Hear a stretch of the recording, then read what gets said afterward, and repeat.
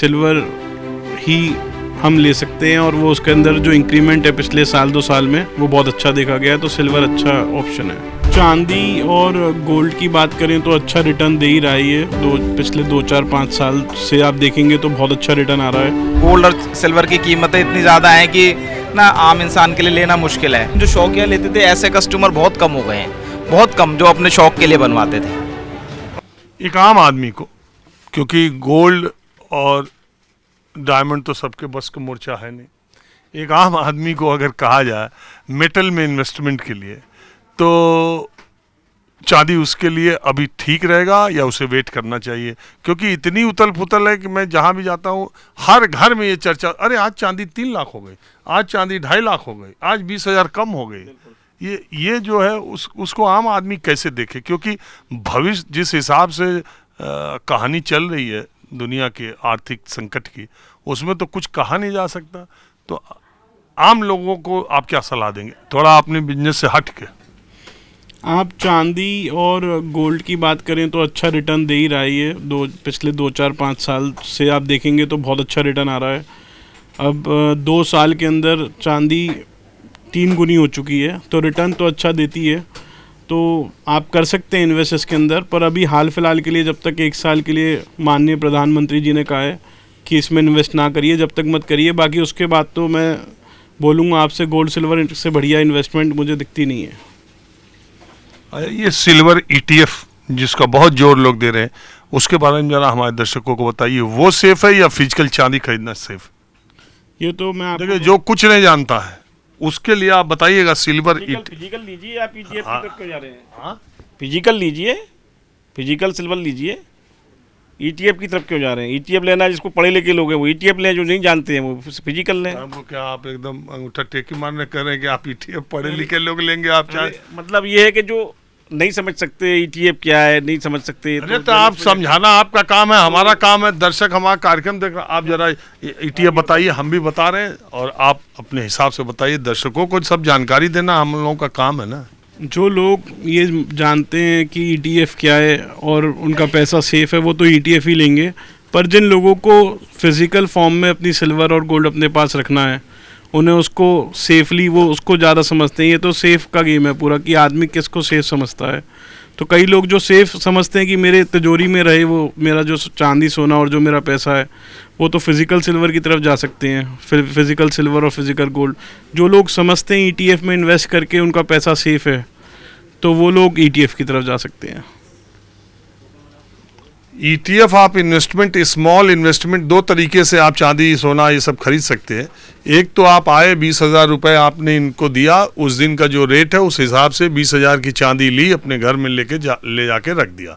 दूसरा है कि आपने सिल्वर ETF शेयर मार्केट और SIP के थ्रू खरीदा, उसमें इन्वेस्ट किया, उतना उस रेट के हिसाब से, उस दिन के हिसाब से आपका खरीद हो जाती है उतनी, और वो जैसा आगे बढ़ेगा घटेगा उस हिसाब से वो आपका घटता बढ़ता रहता है।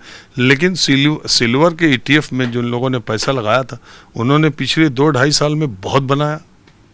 वो तो फिजिकल सिल्वर में भी बनाया है लोगों ने। सिल्वर ETF सिल्वर से ही कनेक्टेड है, तो वो तो आप जिस तरीके से आप इन्वेस्टमेंट मान सकते हैं, आपको जो लोग खरीदते हैं वो तो भरोसा उस पर भी है, उस पर भी है।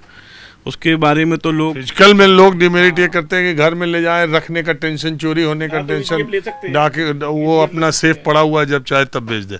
दोनों बात एक ही है, दोनों रेट के बढ़ने पर बढ़ेंगे, दोनों रेट के घटने पर घटेंगे, यही बात है ना। यही बात है।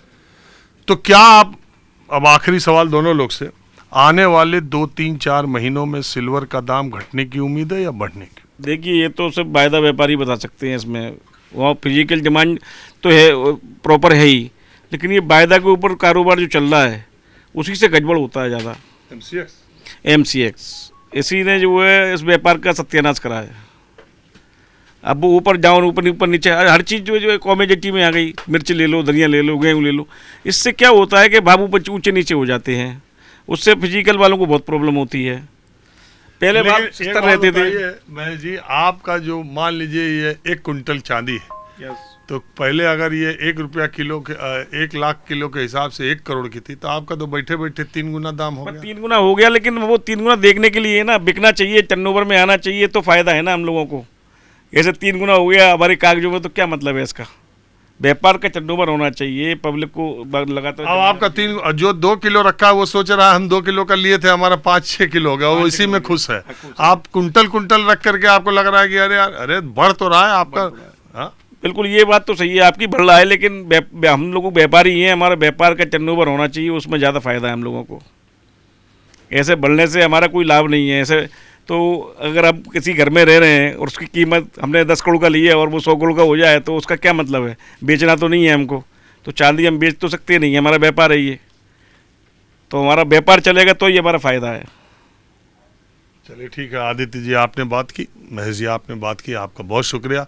मैं ये आया था कि चांदी की तो चांदी होने वाली है, चांदी की चांदी होने वाली है, चांदी की चांदी को तो चांदी में इन्वेस्टमेंट करना चाहिए। अरे आप तीनों चीज बेचते हो, आप बताओ अगर आपको इन्वेस्ट करना हो तो आप किस में करोगे। आप डायमंड भी है, गोल्ड भी है, एक फ्लोर आपका है, आप किस में करोगे। देखिए अभी जो गोल्ड का तो अभी हमारे प्रधानमंत्री जी ने मना करा है, तो इसीलिए गोल्ड में तो हम भी नहीं करेंगे, लेकिन चांदी में हमारा लगातार रहता है रुझान, तो चांदी तो हम हमेशा लेते रहते हैं।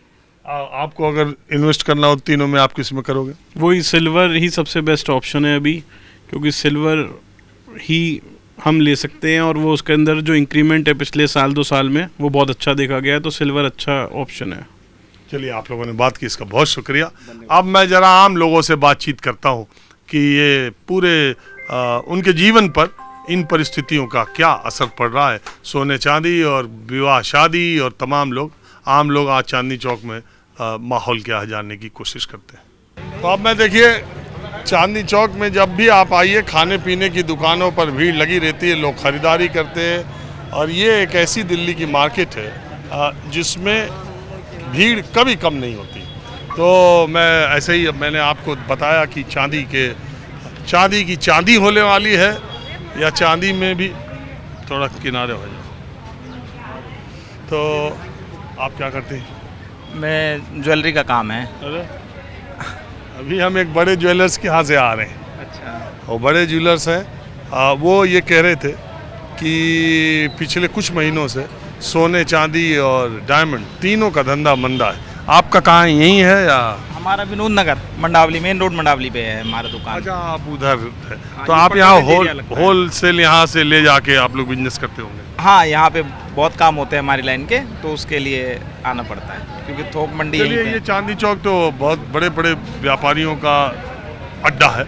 आपका जो खुदरा दुकानें हैं वो आपके यहाँ ये जो प्रधानमंत्री की अपील है उसका, और बाकी सोने चांदी के लोगों के निवेश का या खरीदने का प्रचलन कैसा चल रहा है, माहौल क्या उधर है। मार्केट में मद्दा तो पहले से ही चल रहा था। अपील का कोई मैं मामूली आंशिक प्रभाव बोल सकता हूँ, बहुत ज़्यादा इफेक्ट नहीं है, क्योंकि पहले से ही गोल्ड और सिल्वर की कीमतें इतनी ज़्यादा हैं कि ना आम इंसान के लिए लेना मुश्किल है। इसलिए बहुत मतलब हम लोगों के हालात ऐसे हैं कि बहुत गुजारा चल रहा है किसी तरह। काम बहुत डाउन है, बहुत डाउन है। ये पिछले लगा लो 6 महीने से 8 महीने से, दिवाली के बाद से, जब से ये एकदम से सोना चांदी के रेट इतने ज़्यादा हाई हुए, उसके बाद लो हुए, मतलब मार्केट के रेट एक टिकाऊ नहीं है, अनसर्टेन बहुत है, ऊपर नीचे बहुत ज़्यादा भाव हो रहे हैं। इसलिए ऐसा है, देखिए बहुत लोग हमसे कह रहे थे कि या तो जिनके पास बहुत पैसा है, काला धन है, वो लोग सोने में इन्वेस्ट कर दे रहे हैं, चांदी में गहना नहीं खरीद रहे, या तो वो लोग खरीद रहे हैं जो मजबूरी, जिनके घर शादियां पड़ी हुई है। सामान्य लोग, आम इंसान जो पहले अगर उसके पास बचत के कुछ पैसे हो जाते थे तो सोचता था चलो यार आज कुछ खरीद लें, चांदी खरीद लें, आज कुछ, अब वो लोग घर में बैठ गए, अब उनको कोई बहुत यकीन नहीं आ रहा। बिल्कुल ऐसा ही है, आप ठीक कह रहे हैं। लेकिन उन लोगों ने भी क्या करा है, जैसे अब कोई 100 ग्राम परचेज करने वाला कस्टमर था, वो चाह रहा है कि मेरा काम किसी तरह 50 ग्राम में ही निपट जाए। मतलब परचेजिंग हाफ हो गई है एक तरह से। किसी का अगर बजट 200 ग्राम का था तो वो भी ये चाह रहा है कि 100 ग्राम 80 ग्राम, मतलब कम में ही, कम से कम में जितना काम निकल जाए। जिसको घर में मजबूरी शादी वगैरह, उनको तो लेना ही पड़ेगा। लेकिन जो शौकिया लेते थे, ऐसे कस्टमर बहुत कम हो गए हैं, बहुत कम, जो अपने शौक के लिए बनवाते थे।